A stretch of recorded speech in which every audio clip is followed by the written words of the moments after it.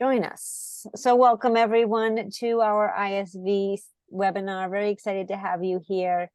As you know, Acumatica is all about community, all about collaboration, all about bringing education to partners, customers, and ISVs. And if hopefully you are already a member of Acumatica and take advantage of all of these resources. If not, we can certainly give you a link to do so. It is free. And obviously we welcome everyone to the Acumatica community. So make sure you sign up if you haven't. Here is our board of directors. As you can see, I am also on the board for Acumatica. And every year we always do a presentation at Acumatica Summit. So if you do go to the conference, make sure that you join us for that session, which is always on the Sunday right before everything starts. And then this is our list of committee members, because without them, we couldn't make all the things that we do here at Acumatica possible. So as you can see, I'm also on the events and webinar committee, and so is Donna. So we are always trying to bring the education to everyone. That is what we're passionate about. And we have two committees right now, our events and webinar and our social media committee. So let's get down why you are here today is for how do you stand out in a crowded ISV landscape. So I know that from working for ISV since 1999, that has always been a challenge and a struggle, right, Donna? Yes, it's never easy. No. So, yeah, we've got a little bit of our agenda here, but then we wanted to talk a little bit about our experience real quickly. Yeah, so again, I've been in the channel since 1999. I've worked for numerous ISVs over the years. I've done everything from partner enablement, planning events, sales, marketing, emails, you name it. I pretty much have done it from an ISV standpoint, which is why I started the ISV Society, because I realized how important it is for ISVs to collaborate and do joint marketing together, and how powerful it is to be part of a community. And yeah, so that's why I'm here today, again, to bring the content to you and obviously share our expertise, as Donna will now talk about. Right, exactly. So I spent about 12 years at a couple of different bars. So had the bar experience, and then spent a couple of years at Acumatica on their marketing team. So I got a little bit of both sides of that, through my work with the bars. Definitely work with a ton of different ISVs. So I started my own agency about 3.5 years ago, and it's been going pretty well. We've got our team of 5 now, which is pretty amazing to me. I can't believe it, but it's a good thing. And we wanted to get together today and show you guys a little bit of love and give you some of our perspectives on what you can do to work better with your audience and maybe stand out a little bit.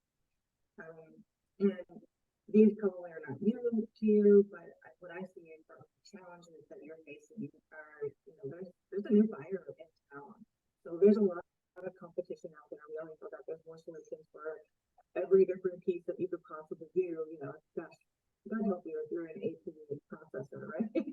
So I hate the automation and credit card processing these days is very crowded. But so you've got more people vying for the same solutions. You've got new people in buying positions that you have to consider. More people than ever are deleting emails and not choosing to sign up for webinars.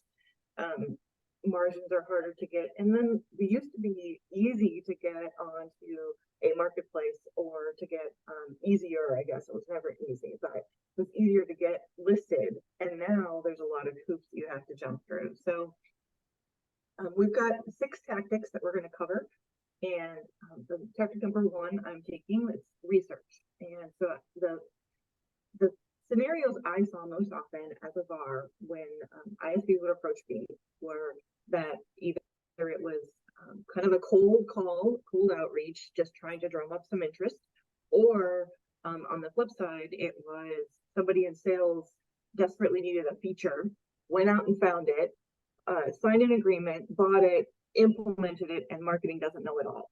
So both of those scenarios aren't great for the marketing person on the other end. So my advice to you, my action item for you is to is like ABM almost when you're doing your outreach, and learn as much as you can about the VAR and about their sales and marketing team, because I would say probably 20% of the VAR audience are somewhat sophisticated. The other 80%, when it comes to marketing, they are behind. They are still doing old tactics. They're still using referrals. They're not really embracing social. They are not great at video. So a lot of the tools that you may already have in place or that you may have in your partner pack may not land with them, or they won't know how to use them as effectively. So that's number one. Do your research and make sure that you know at least a little bit about who they are and what their digital footprint is before you do your outreach. And then tactic number two, we call it inquiry, which really is just don't assume that what you've already got in your package is going to fit them. Because I appreciated it very much when ISVs would come to me and say, oh, hey, we have this, you know, all these materials that are ready for you and we can customize them. But if I've got 10 ISVs at a minimum that I'm supporting and all of them are coming to me with the same type of thing, I can't send 10 email blasts in 1 week, you know, so I need to have a variety and I need to be able to see how those are going to work with my already always on. So here are some of the stats that we were talking about where they don't use video, they don't use a lot of the things, they're not very consistent or very active on social. So to the extent that you can help them with your partner pack, even if it's a walkthrough, so even if you say, hey, why don't we walk through our materials and see which of these, you know, don't just throw the package at them and say, hey, here's all the stuff, which could be very tempting when you're busy and you've got a lot of people on the roster. So, but I think that's the other place about this whole research and inquiry piece is to be selective. I've seen that work really well. Is, you know, you're not spray and pray and hope that you're going to get somebody, but target your VARs very strategically to see, you know, who is more active on social, who is embracing a little bit of video, and who can you take that extra step. And then absolutely offering to write some custom tweaked content. I mean, that was gold to us, and I know that you probably have done that, but maybe just accelerating that a little bit or taking off of what they already are writing about and adding to it. That is the rest of inquiry. All right. I'm up. Patience. Okay. Been very patiently waiting for my turn now. So a lot of the times what I've seen over the years is that we have ISVs building out their partner channel and they hire partner channel managers. And so they're expecting to see, hey, I want this many partners signed up in this quarter. I want this many signed up in a year. And unfortunately, it's, yes, we should all have numbers, but it does take time. It does take patience, and it takes a lot of relationship building. Remember, VARs have a full-time job, and it's not to know what every ISV out there does and how you guys can work together. So it does take time, and I've seen it time and again where ISVs, hey, you're not building our partner channel enough, I'm going to let you go, or I'm going to start selling direct. And it really is a labor of love where you really have to realize that it's all about relationship building, which we know. I know a lot of us on this call know it's all about relationship building and going to those conferences and setting up meetings there if you can, and building that relationship so they know 3 important things: that they know, like, and trust you. And if you get all of that they nailed down, then you will have a VAR for life that will work with you. So we really have to take that, like Donna said, extra time, extra work, do your due diligence on these VARs and what they focus on from an industry's perspective. What kind of marketing do they do? Are they a fit for your products that you sell? Obviously, if you're a distribution and manufacturing ISV, you're not going to reach out to a nonprofit VAR. So it just makes sense to do that research first, so that you know that, you know, you two are going to align. You do have things that you can work on together. Next up, consistency, which is another important thing. And I feel like consistency can be a part of every aspect of our business, from marketing to sales to building that relationship. Because if you are not consistently reaching out to your VARs, sending consistent emails and messages, and reaching out to them when you say you're going to reach out to them, then you're going to lose them. Because again, we all know how many ISVs are reaching out to them, how many emails they're getting. How are you going to stand out? So some of the things that I've done in the past have really worked well is if I've had depending on what partners I'm reaching out to, maybe I'm starting a new campaign where I'm trying to get some new partners to sign up to work with us. So I've had a couple of calls and had some really great meetings. Why not send them an actual letter in the thank you card in the mail versus thanking them in an email? Like, do little things like that to really stand out. If you have ones that you've worked with a really long time, send them some cool swag in the mail, send them a thank you, send them a gift card every once in a while, just saying, thank you for working with me. I know a lot of times some bars don't take spiffs, so you really have to take that in consideration. And then also when you do schedule these quarterly meetings or monthly meetings or however cadence you're going to have, and have those due dates and have those KPIs that you are working on together, make it a relationship, make it a relationship based on both what they want and what you want, because obviously working together cohesively is the best way to do that. And they should know who they should be working with on your team, who they should contact at all times, who's their main point of contact for sales, for marketing, for product support, whatever it may be. So we're all on the same page. It's that relationship, all about the key players in each company working together and knowing who they should talk to or reach out to when they have a specific need or requirement or question.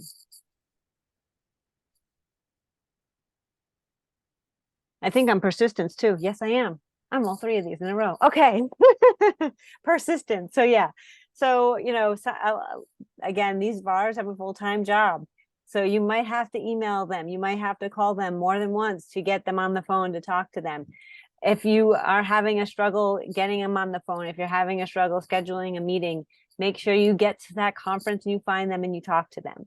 So you really have to be patient, but be persistent, and not in a bad way. Obviously, we're not going to call this person every day. We're not going to email this person every day, but we're going to have a nice cadence where we're touching base with them and checking in. And maybe you know a little bit about them from a personal standpoint. Maybe they just got married. Maybe they just went on vacation. Maybe they just had a baby. So bring that into the fold, because remember, we're all human. So if we're talking to a human, we should talk to a human as if we are talking to them as a friend, as we're talking to a colleague. Make it very personable, because that's what really resonates with people nowadays, is not always about the selling, always about the marketing, always about the what can we do next to bring in more leads. Really kind of make it build that relationship. Know when their birthday is, know if they celebrate certain holidays over other holidays. Like if they don't celebrate Christmas, they celebrate Hanukkah. Like you should know those things, so that way when you're sending your marketing messages or sending out any emails, you're not going to say Merry Christmas if they celebrate Hanukkah. So it's really like getting to know them from that personal standpoint, adding those personal touches along the way that really goes a long way from an ISV's perspective to that VAR relationship. And you will stand out in a crowd if you get that nitty gritty about knowing who you're talking to, because they will remember that. They do. And I had a comment about this persistence it's my favorite thing actually about ISVs, because a lot of times you guys do it very well. And I just had an experience like that, and I've been bogged down. I've got an employee who's on vacation this week, and I've got somebody else who took a little personal time. So, I'm a little crunched for time this week, and I hadn't responded to the ISV, but they were really great about it. And they did exactly what you just said, Amy. They didn't pester me every day. They didn't call me and email me and do all of these things at once. They just sent a nice follow-up maybe 3 days after the other one, and they noticed that I had my out of office on and that things might be busy with me catching up. And that's really all it took. And it was such a positive tone, and it prompted me to think, oh yeah, I have to add this to my list.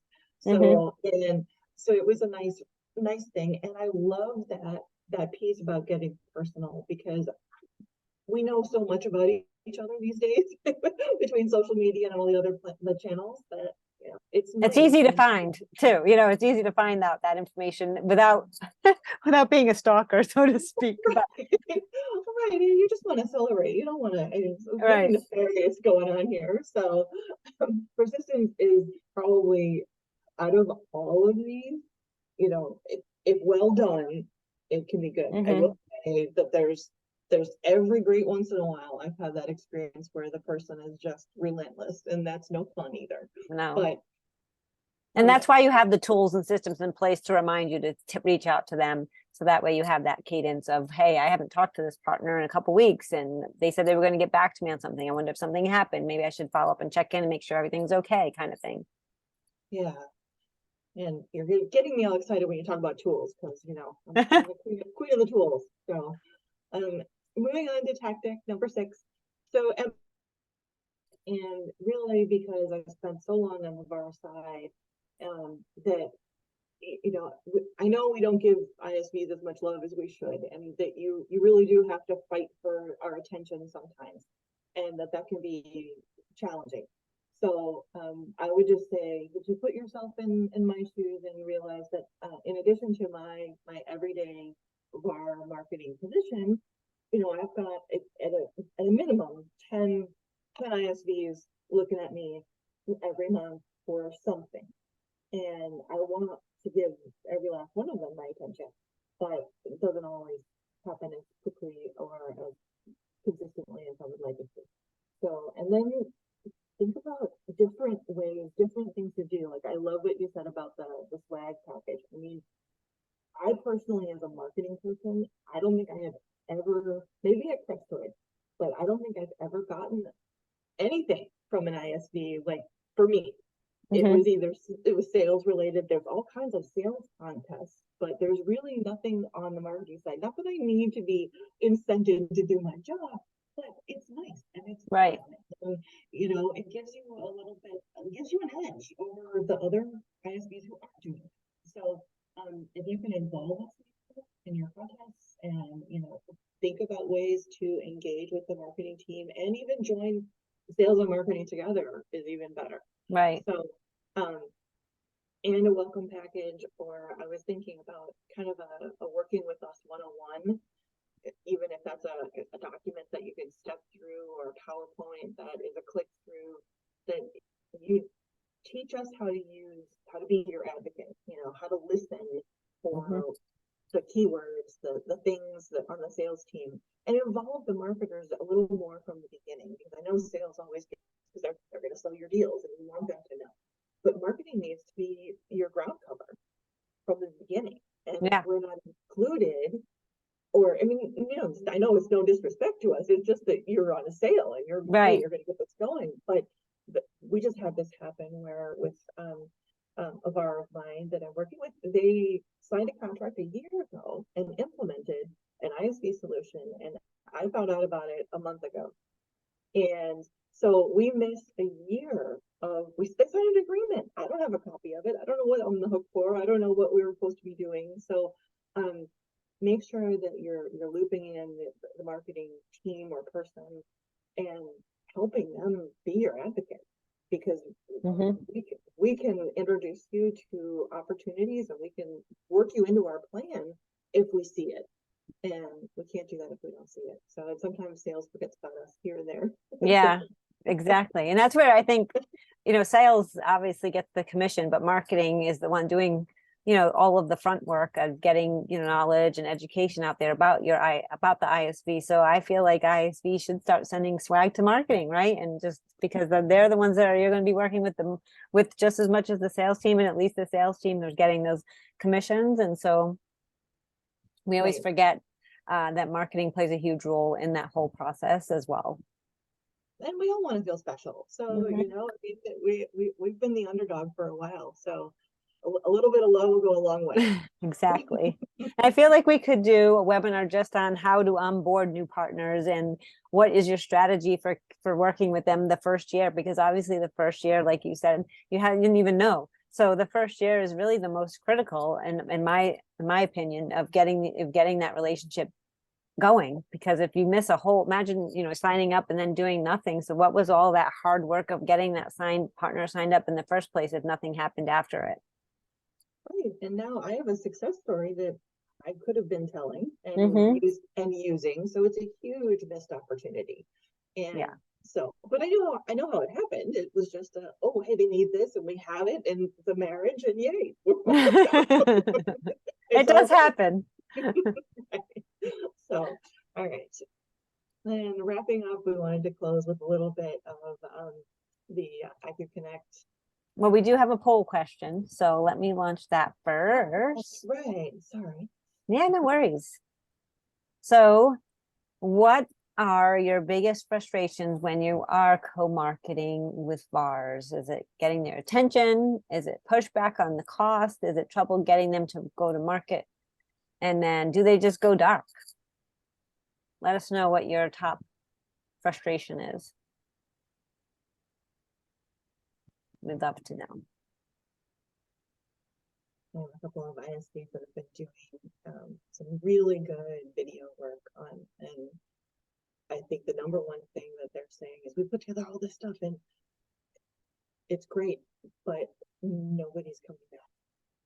So, Getting their attention and trouble getting them to market to their base of, I feel like that would probably be the biggest struggle, is getting them to market. Because like you said, they have a million different ISVs they work with. So you have to really know what their marketing strategy is, really figure out where you can fit into that marketing strategy.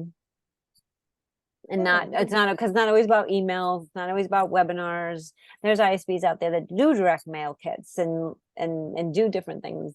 So and do like joint videos. And so there's lots of different things you can do to really build that relationship and figure out how to work effectively together. Absolutely. Like one of my partners has one of their principals has a chocolate business, a candy business. And so they can make custom chocolate molds. Nice. I know. I'm like, why are we? I want one of those. Exactly. Why are we not sending chocolate to everybody? I mean, I know summer months we might have to take it off or whatever, but at least for the winter, yeah, sending chocolates to everybody. And that would be, to me, that's a great like co-marketing. They could offset the cost and do something really fun and different.